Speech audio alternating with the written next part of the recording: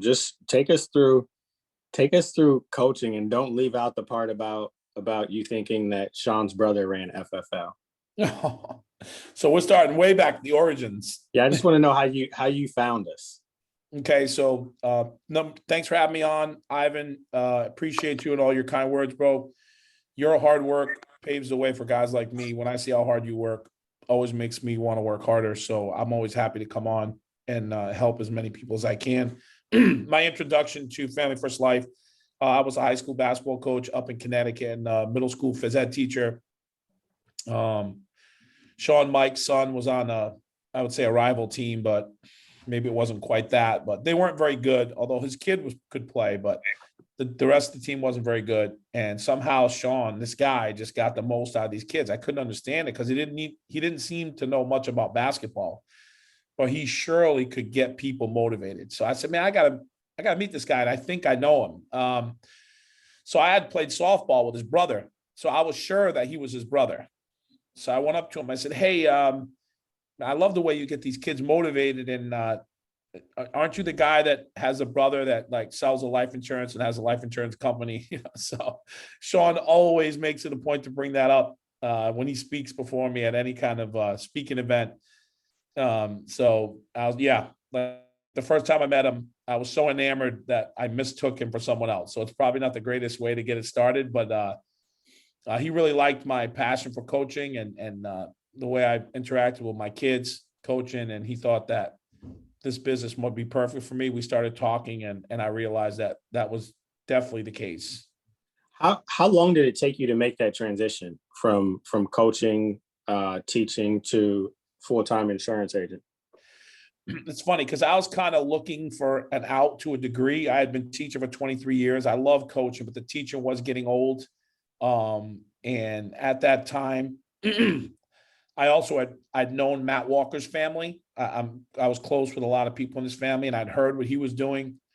So I wanted to jump right in. So when Sean and I had a kind of a formal meeting, and I was like, I want to get my license, and I got my license pretty quick, and I started doing it part-time. I said, I got to see if this thing works, because although I believed what I was hearing, it was somewhat skeptical just based on the video game numbers people were talking. Like when you start talking about 10, 20, 30,000 a month to a teacher, it's a little overwhelming. So I said, there's only one way to find out, and that's to do it part-time. And if I like it, I'm diving. So that was in the winter of 2019. And I started part-time, and it started out really slow for me, honestly. And maybe a lot of you guys were in this position. Everybody was telling me I was going to be great. They thought I had the personality for it, the temperament for it. And next thing you know, I was falling on my face. So what do you do when you're falling on your face? You start blaming everybody, but what the true issue was. So I was blaming the system. I was blaming the leads. I was blaming the phones. I was blaming the people. But ultimately what was happening is I wasn't truly committing myself. So if anybody on here is part-time, if you're not going to commit yourself to part-time, quit now. It's not going to work. If you want to do this part-time, you have to do it full-time, part-time. You have to be serious. If you're looking to transition from part-time to full-time. Now, if you're looking to sell a couple policies a month, God bless you. You're independent. Do whatever you want. But if you want to transition, there's only one way to find out if you can do it, and that's going what I call full-time, part-time.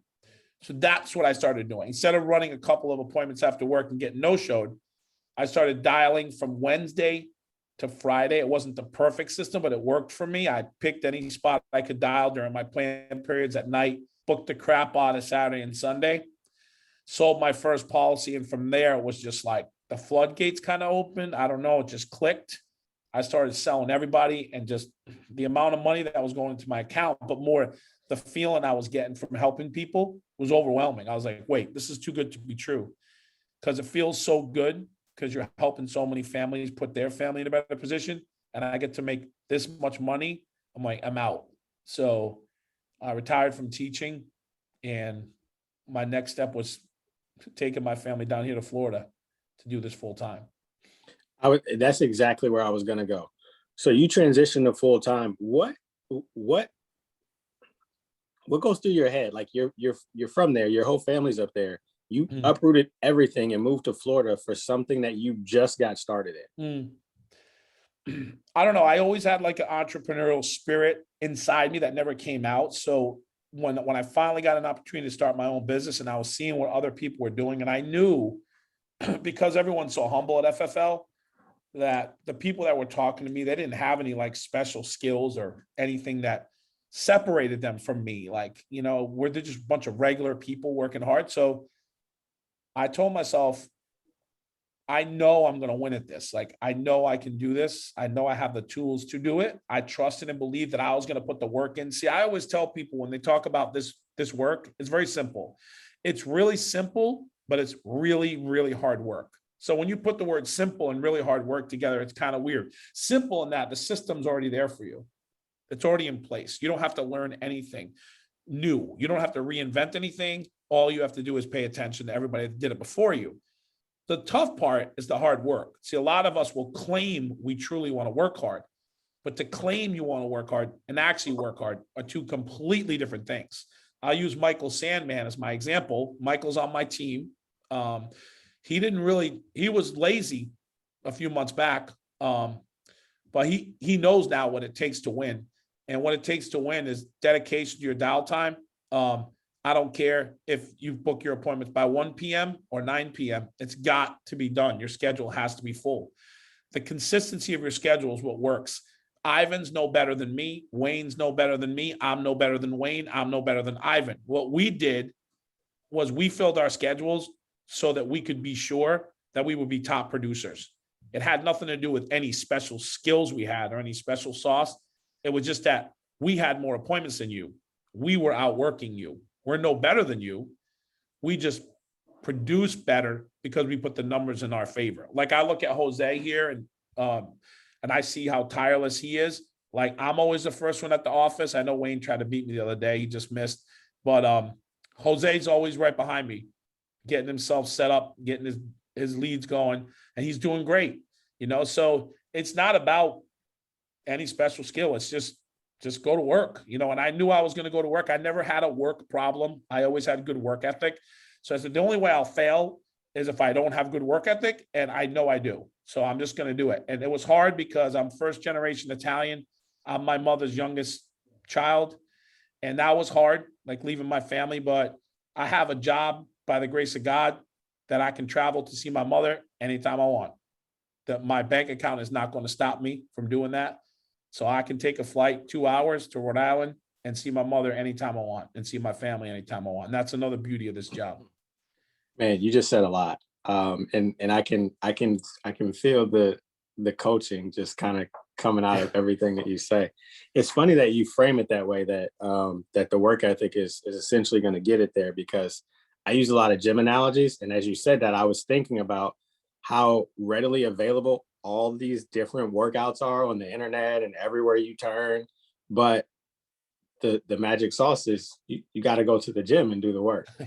And that's why I need help. Now, full transparency here. Kevin, stop laughing at me. That's another call. That's another call for another day. Now, you talked about falling on your face in the beginning, and then it clicked. And then I know just from my interaction with you, and I'm not going to dig too deep into it, but how do you manage the emotional ups and downs of the business? You've been here not even 2 full years yet, so and a lot of people are new. But how do you manage those ebbs and flows of the business? Well, I tell you, that's a struggle for me. It's a great question because you know me, Wayne. I'm an emotional guy. Like I'm Italian. I wear my emotions on my sleeve. Everybody that knows me here at the office sees those sides of me. I guess I've come to the realization that hard work is always going to cancel out any problem. Like, in other words, if attitude and activity. If my when I was doing personal production, if I wasn't where I needed to be, I could only point to one thing, right? I stopped blaming other influences, other people, other things, other sources. I just started pointing the finger right at myself every time. So I'm like, okay, here we are. We're stuck here. What am I going to do to fix it? Like, I give an example. I'm recruiting a lot of my time now, right? This week has been not a great week, I don't think, as far as like what's going on with, our numbers and our agents out there. So what did I do yesterday? The old me might have sat there and sulked, complained, but the new me, what I did was I just got on the phone and I got like insanely crazy about calling as many new potential recruits as I could. Like, try to fix the problem right away. If there's a problem, try to fix it, address it and fix it. See, what happens is this is a lonely business. So a lot of you guys might feel like you're out there on an island. And the longer you keep yourself on that island, the worse things get. And that's when people quit. So when I first came to Florida, I had no one around me. The only one in Florida was Wayne. Wayne, I don't know if you remember, I gave you a call back then just to try to hear another person that was associated with FFL. That's tough. When you're feeling low, when you're hitting that point where you're like, this sucks, or I just I can't reach out to people. Like, reach out to me. I don't care if you're on my team or not. Like, find somebody, and don't talk to people that haven't produced on a high level. No offense. Like, talk to people that can really help you. Like, the person next to you that's struggling too is probably not the person you want to talk to, right? Like, when I want advice in the office, I go to Wayne. Like, Wayne, I need your advice on this. Wayne, what do you think? Matt, what do you think? I mean, I'm going to people that I know can help me, right? So I think I learned to just always deal with because I always tell people, in this business, you're always on your toes. It's an emotional roller coaster, and that's good. You're always a little off balance. That's what makes it so exciting for me anyway. I'm never comfortable. I got my issue pay report last night. It came really late at night, so I saw it at 4:30 this morning. And of course, I can't sleep after I look at it. So I got in the shower, brushed my teeth, shaved, came to work. I was in the office by 6:10. But I liked the report. But my next thought was, oh my God, what if we go backwards this month? I have to get to the office right away. So it's this uneasy, that feel uneasy all the time. It's good. You want that feeling. Keep pushing yourself to try to get past any obstacle that gets in the way. 100%. That's why those attitude and activity shirts exist. Mm-hmm. Is because that, like you said, it's the cure all. You can pretty much work yourself out of anything. Mm-hmm. So I feel like you can do this call by yourself, because you actually, the perfect segue, you talking about your numbers. Let's talk about you building and what that transition looked like, because you're 2 years in, and I don't want to steal your thunder, but you're building a pretty sizable agency with some serious momentum. So when did you decide that you wanted to build, and what did that look like in the beginning?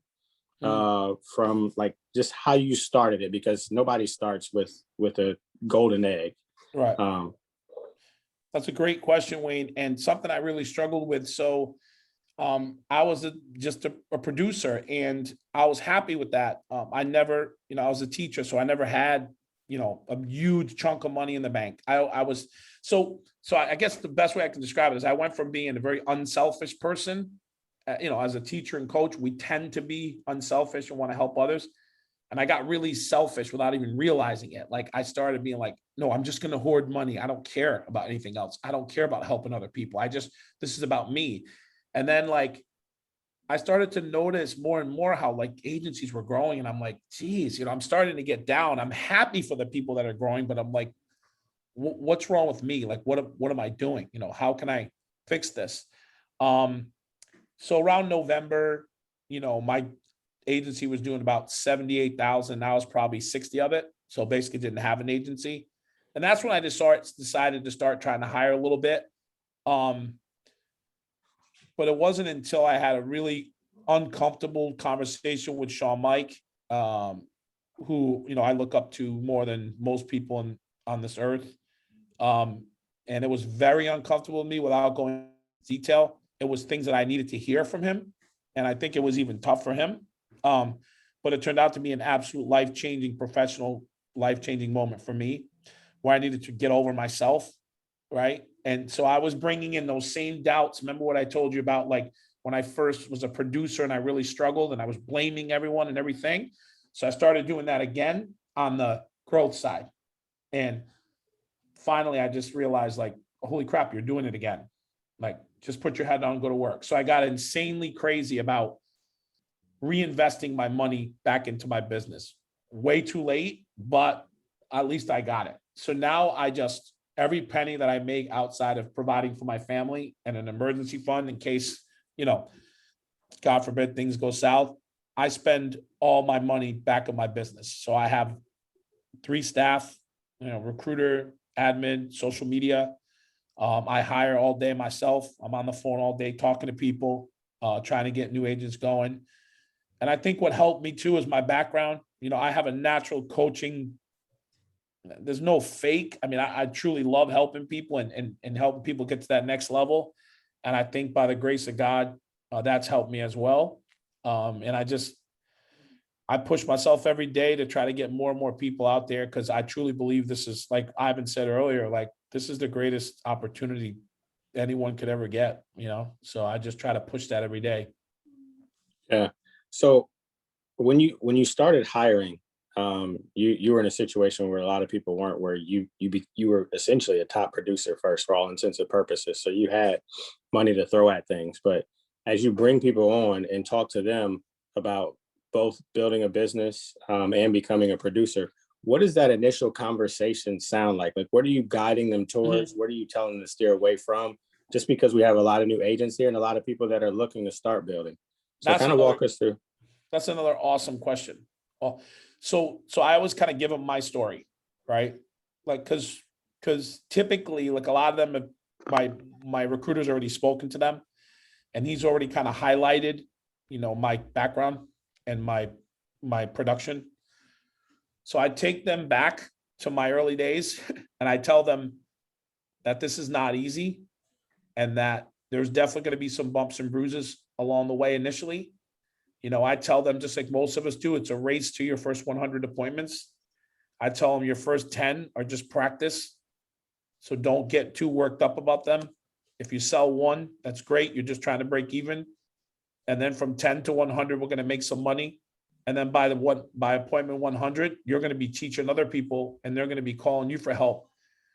As far as like leads go, I ultimately, and I know you've heard this 100 times, it's based on their budget, right? Some people come right in and they can spend, 1,500 on leads and get their own campaigns going. And some people need, the 3-month-old file expense leads. I try to meet them where they are and then give them, internet leads.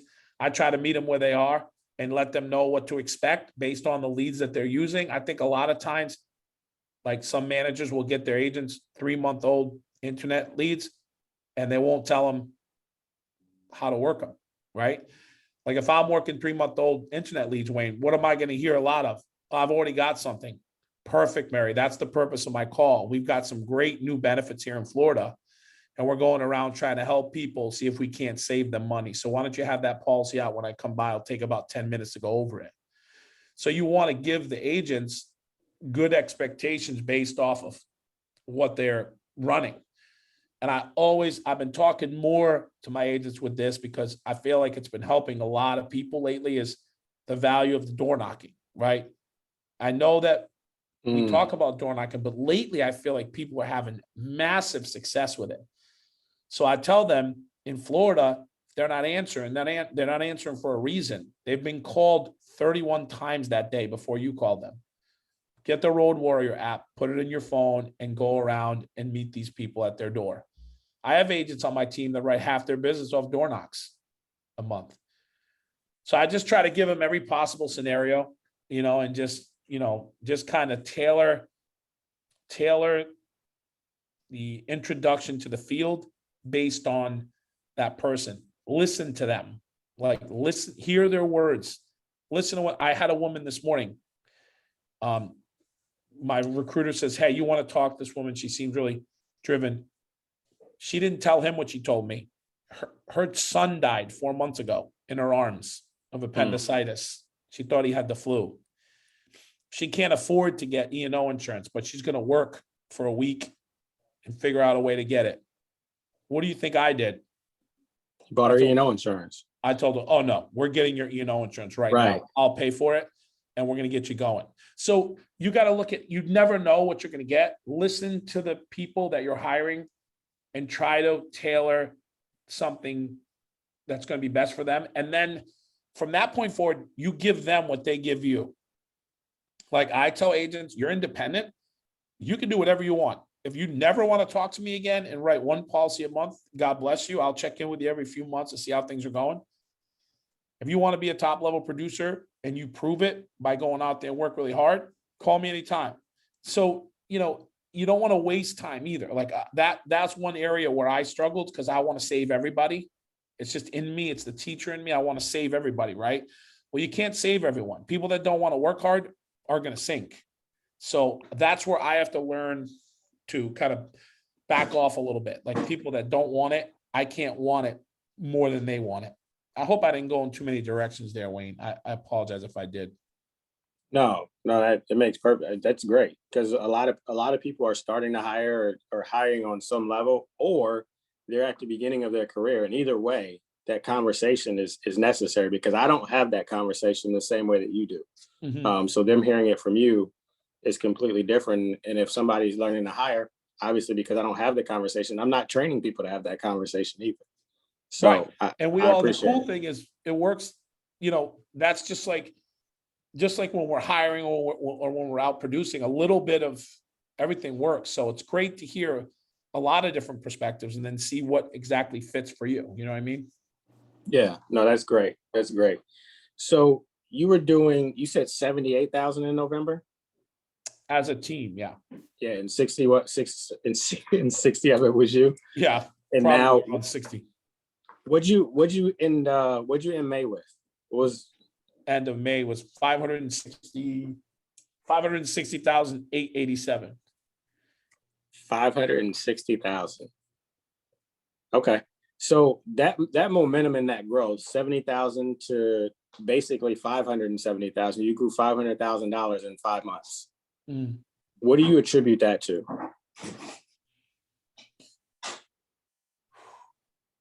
I got to tell you, when I first, honestly, some of it's luck. Like when I first started hiring, like my first batch of like people that I got in the field, by the grace of God, I turned out to get some really driven people. And like, I guess the tenacity to want to keep introducing new people to the field and that feeling. So I was super intentional about working as hard as I possibly could to get that next new writer in the field. Like I'd dance up and down the hallways in this place. Like it's a lot different now.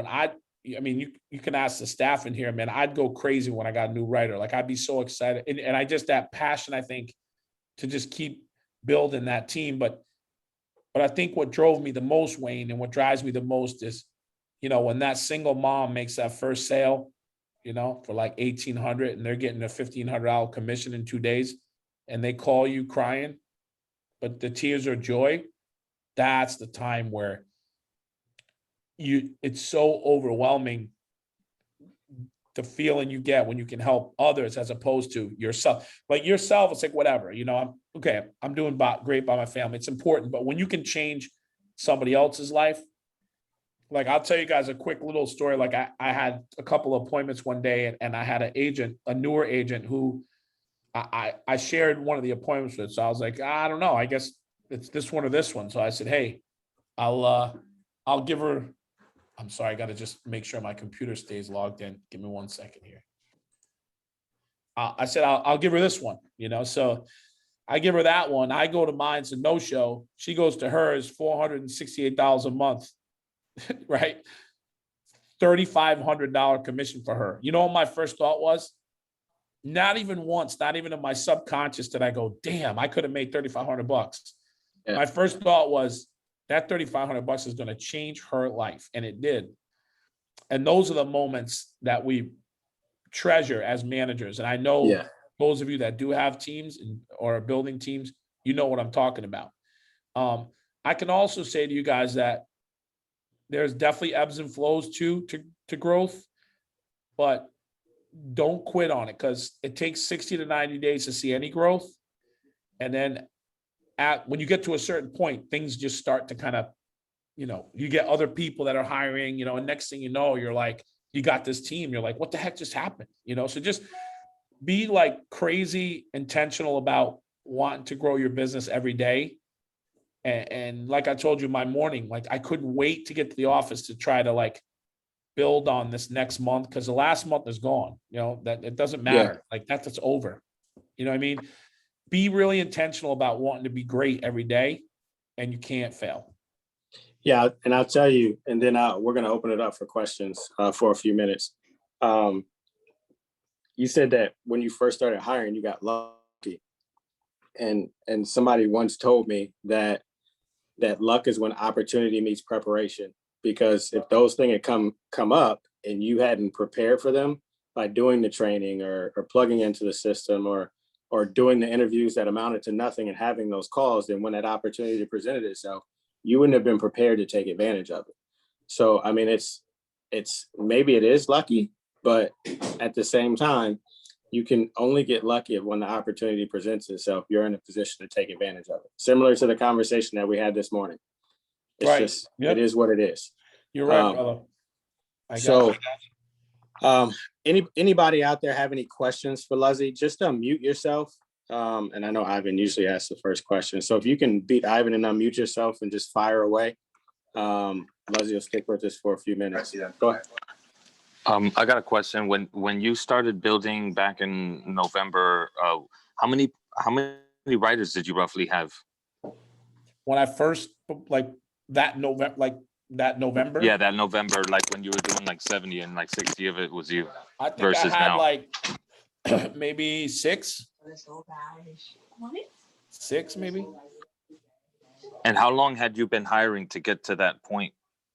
I mean, I've been hired like since I want to say December, late December, January, really kicked into gear, and now I have like 70 active writers. So, it can happen fast, Jose. And I know you have the drive, bro, and you're a hard worker, just believe it. I think he means leading up to that 70,000. How long? No, leading up to the 70, how long had you been hiring before then? Oh, before I had before November. No, I wasn't hiring. I mean, I just had a few people, like just a couple warm market people. Oh, just warm market.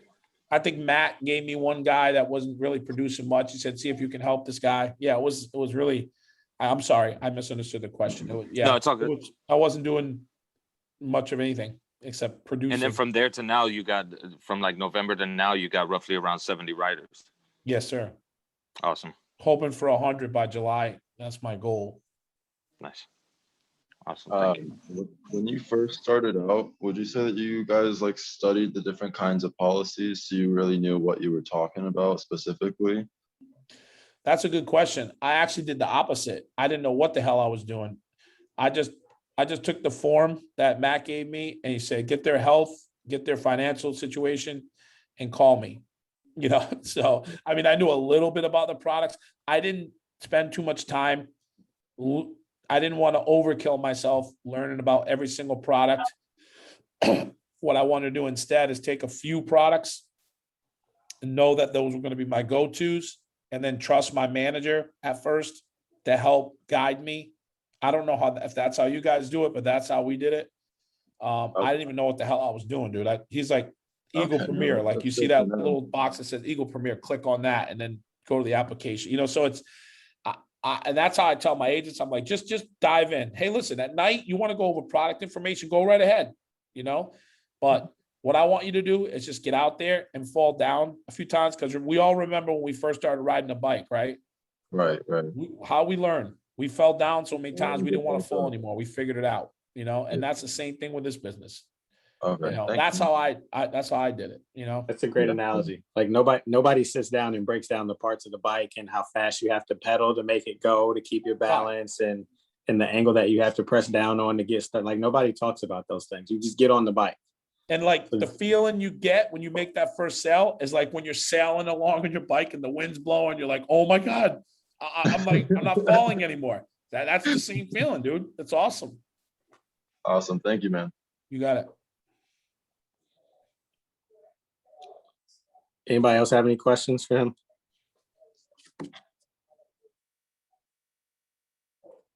All right. I got a question, actually. How do you battle getting porched? I've noticed that's an issue I've run into, and one of my agents has run into as well. As we get porched often on appointments we set. Do you just counter that out with more activity? Exactly. So basically when I get ports, I'm like, thank God I'm starving. Like I have so many appointments where I don't really care. Like I don't have the time. If these people aren't serious, I can go get a sandwich real quick or get re-energized, go get gas in my car, whatever. I mean, when you become unemotional to that stuff and just realize that as long as you book enough appointments, the numbers are always going to work out. I mean, sometimes you welcome that stuff. You're like, damn, I'm tired. It's 4 o'clock. I haven't even had a sip of water since 7 o'clock this morning. Thank God this happened. Let me run to like Wawa and get a sandwich and a water. So just stay really super active. You got it right, dude. What you said is exactly. It's have so much activity that it doesn't matter, because that's what was happening to me when I first started. I wasn't booking enough appointments and I was getting porched and I was getting no-showed. And I was like, damn, this sucks. Like I can't sell anything. Well, because I was going out with 3 appointments. When I started going out with 9 appointments, it's okay if I get porched 3 times. Because if I sit with 5 people, I'm gonna sell 4. It's still gonna be an awesome day, I appreciate that. Thank you. You got it.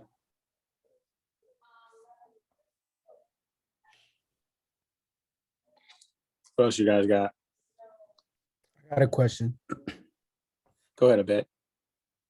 So how do you keep your mindset like on dial day? Like, let's say if you're not getting enough appointments, but yet you're dialing a lot, how do you keep that mindset to the point where you get to the number that you're trying to get to? It's tough. I mean, again, I always talk about my emotionality. I am who I am. I'm an emotional dude. You can only do what you can do, right? As long as you truly committed. See, because what happens is our mindset gets messed up. We start doubting ourselves. Then we start dialing less. We start going for a coffee or go and get lunch or go home to dial. I guess what I learned when I was struggling, when I was down here by myself, my wife would be at work, my kids at school. I'd be like, damn, and then I'd start doing something else, I'd be like, oh, let me watch TV for a little bit. Get my mind right. Take the dog for a walk. Next thing you know, I'm sitting down 5 appointments over the next 2 days. I'm like, what the hell do I do? I'm screwed. So I think what you need to do is just stay on it, stay focused. Don't let those negative thoughts come in your head. And just, if you can honestly say you dial from 7:45 a.m. till 8:30, 9 o'clock at night, and you end up with 7 appointments, dude, run the hell out of those 7 appointments. There's nothing you can do. You did everything you could. Nobody, including Zach Tradowski, Easton Padden, I mean, the best of the best. Nobody has 16 or 20 appointments every time, right? Every 2-day period. You just don't. You're going to have those bumps. If you're having a lot of bumps, then we need to talk about your phone script. We need to sit down and figure out where you're going wrong, but if you're working hard at it and you just got to try to keep that mindset. It's tough, dude. It's a lonely world, but you're doing a good job because you show up to the office and you're around other people and you're around people that have had success. So you're going to be just fine. Those of you that are dialing from home and doing stuff from home, stop. Get to a damn office. Get on work spots. You're going to fail. Being alone in your house does not work. I hate to say it so bluntly, but it's true. If you have to be home, I mean, if there's literally something that forces you to stay home, like a disabled child or something to where you just have to be home, okay, I get it. But other than that, we have offices everywhere, and every day we're getting more and more offices. There's no reason for $99 a month. You can plug into any office in the country. You can get your tons of lead discounts. It actually saves you money spending that $99, and you're going to get around people that are really, there's going to be at least one Hall of Famer most likely in that office. Now, in our office here in Tampa, we're kind of lucky. We have like 4, I think, we have around every corner, but, dude, just get plugged in, get around successful people. It's going to help you, and you're doing that. So you'll be fine. Is there a way to find that office? Or like find where all these offices are in different areas? So on Family First Life site, there's a list of where every single office is in the country. And I don't care if it's 2 hours away, like drive there. It's worth it. If you got to be there at 7:45, like serious business owners are up by 4:30. Like I bet you Ivan I get up at 4:30, 4:45. Ivan, what time do you get up? I typically get up around 5 o'clock, rarely Exactly. earlier than that, but Yeah, you know, same thing with depends. you, Wayne, right? Yeah. Yeah, like serious business owners get up at 4:30, 5 o'clock in the morning, so then you have plenty of time to drive whatever location you need to get to. Yeah, absolutely. And just to piggyback off that, I do that a lot. If it's 2 hours, it's 4 hours round trip. And I mean, you're in the office and you book an extra 4 hours a dial session, four appointments, even 2 appointments a dial session. That's an extra 4 appointments a week. So 4 times, we'll say you work 48 weeks, 96, that's 192 appointments. That's 192 more appointments that you book. And if you only close 25% of those, that's 48 more appointments with an average premium of $1,000. Like, is it not worth 50 grand? It's pretty simple when you frame it. If I could just say one more thing, you guys, like I tell people now, honestly, with all due respect, like I don't even pull punches anymore. I'm like, look, if you want to do this full time now, I'm talking. If you don't want to work insanely hard, don't do it. If you want to change your family's trajectory forever, like, and put yourself in a financial situation that you don't have to ever say no because of money, you may say no because you don't want to spoil your kid, or you don't want to, it may be another reason, but the one thing I love most about this job is I don't make decisions based on money anymore. Like if we need something, if my kids want something, yeah, I may not want to get it for them because I don't want to spoil them, but it's not because we can't get it. I don't have to wait for the next paycheck. If I want to get it, I can get it. And this can happen for every single one of you, because it doesn't matter where you're from, who you are. There's no barrier. The only thing you need to do is truly commit. I don't want to hear there's no leads. I don't want there's an opportunity for everybody in this country to be successful at FFL, period.